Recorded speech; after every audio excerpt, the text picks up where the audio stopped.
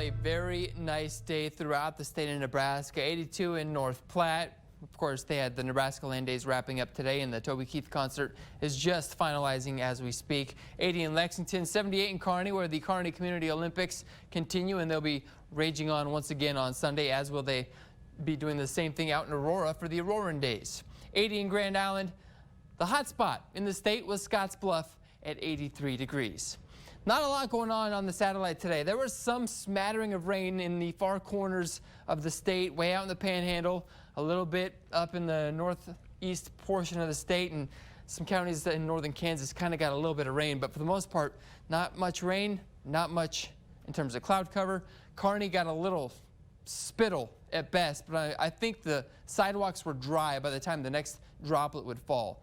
So it's nothing to get excited about. In fact, we could just call it a porous attempt at precipitation.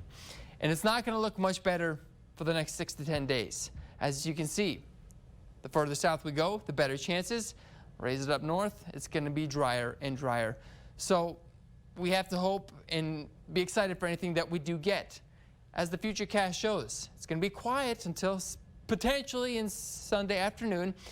Now at 6 o'clock, I called this the chickenpox effect, and I'm going to call it Nebraska's chickenpox. Got all these tiny little circles throughout the area. Possible rain. Mom rubs a little cream on it, you take an oatmeal bath, and guess what? They go away, just like that. Monday morning, potentially some storms develop in the southeastern portion of Nebraska, but for the most part, you got to cross your fingers for any sort of rainfall over the next few days. I'm learning how to work this clicker still. Sorry about that.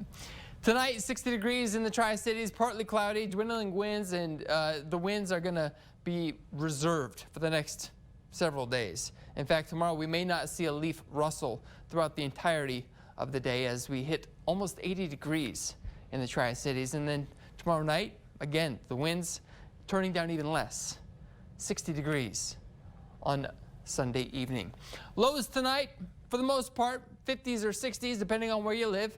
The south central and southeast parts of Nebraska in the 60s, but everywhere else might not get above mid-50s. Highs for tomorrow looking pretty nice, and these temperatures have elevated.